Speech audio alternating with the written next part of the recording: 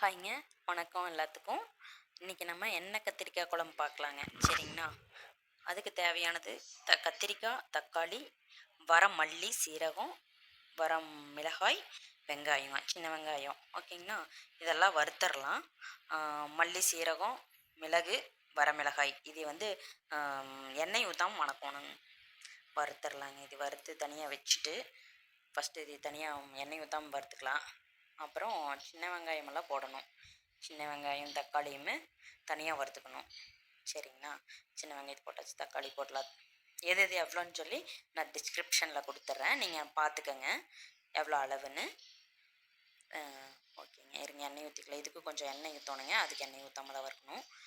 இது கொஞ்சம் எண்ணெய் ஊற்றிக்கலாம். ஓகே,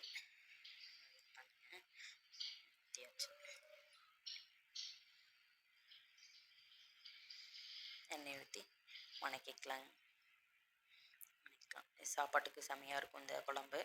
நீங்கள் செஞ்சு பாருங்கள். இதை தனியாக எண்ணெய் ஊற்றாமல் வறுத்தோம்ல அது மசாலாவுக்கு, அது தனியாக அரைச்சிக்கலாம். பொடி பண்ணிக்கணும் நைஸாக.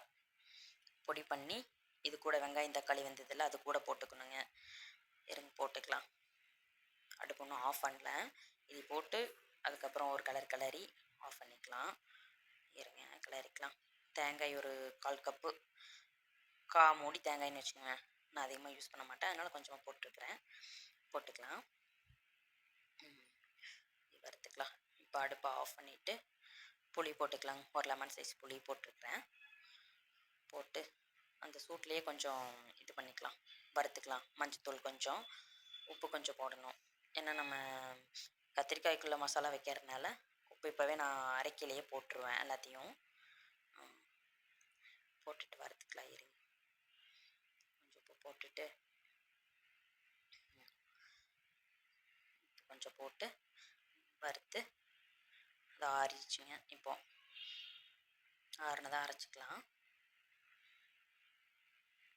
இப்போ வந்து கத்திரிக்காய் இப்போ இந்த மாதிரி நாளாக வகுந்து அரிஞ்சு வச்சுருக்கிறேன். ஃபுல்லாக அரிக்கக்கூடாதுங்க. அந்த மசாலாவை இதுக்குள்ளே வச்சிடணும். நல்லா டிப் பண்ணி ஃபுல்லாகவே வச்சிடணும். அப்போ தான் நல்லா இறங்குங்க, நல்லா டேஸ்ட்டாக இருக்கும். கத்திரிக்காய் பார்க்குறக்கே பாருங்கள் சாப்பிட்லான் இருக்குது. ஓகேங்களா? அதே வந்து இந்த கத்திரிக்காய் தனியாக வறுத்துக்கோணுங்க.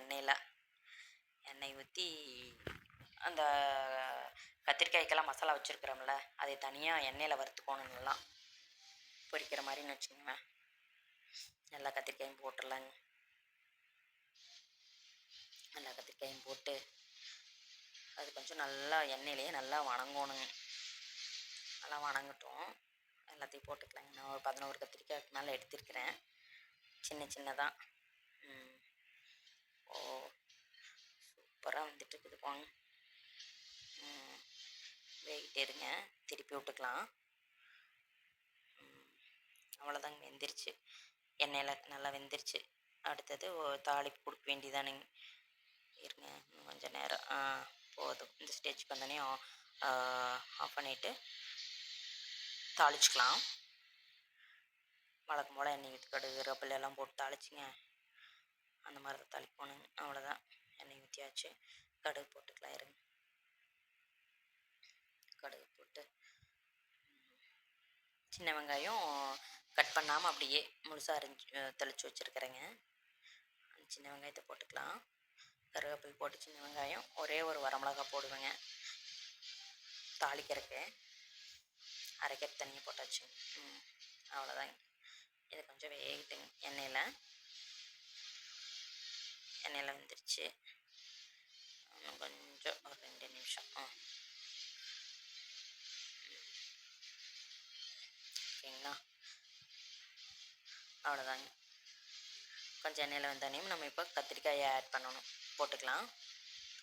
இந்த ஸ்டேஜ்க்கு வந்தோடனே கத்திரிக்காயை போட்டுக்கலாம். எல்லா கத்திரிக்காயும் போட்டுக்கலாங்க உள்ள. சரிங்களா? போட்டாச்சுங்க. போட்டு ஒரு தொலாவி விட்டுங்க. இப்படி 2 தடுப்பு, அப்புறம் 2 தடுப்பு திருப்பி. அவ்வளோதாங்க. மிளகு நம்ம அரைச்சி வச்சுருக்குறோங்க இல்லையா மசாலா, அதை ஊற்றிக்கலாங்க. சரிங்களா? ஊற்றியாச்சு. அவ்வளோதான். கலரி விட்டு மிக்ஸி கழுவி ஊற்றிடலாங்க.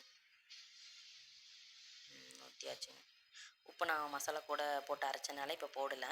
பத்தலைன்னா கடைசியாக போட்டுக்கலாங்க, ஒன்றும் பிரச்சனை இல்லை. அவ்வளோதாங்க, வேறு எதுவும் போட தேவையில்லைங்க. நல்லா இருக்குங்க பாருங்க, சூப்பராக வெந்துருச்சு. சாப்பிட்லாம் வாங்க. அருமையாக இருந்துச்சு. எப்படி நீங்களும் செஞ்சு பார்த்துட்டு எப்படி இருக்குதுன்னு சொல்லுங்கள். சரிங்கண்ணா. சாப்பாடு தோசைக்கும் நல்லா இருக்குங்க. காலையிலலாம் தோசைக்கும் வச்சுக்கலாங்க. அருமையாக இருக்குங்க பாருங்கள்.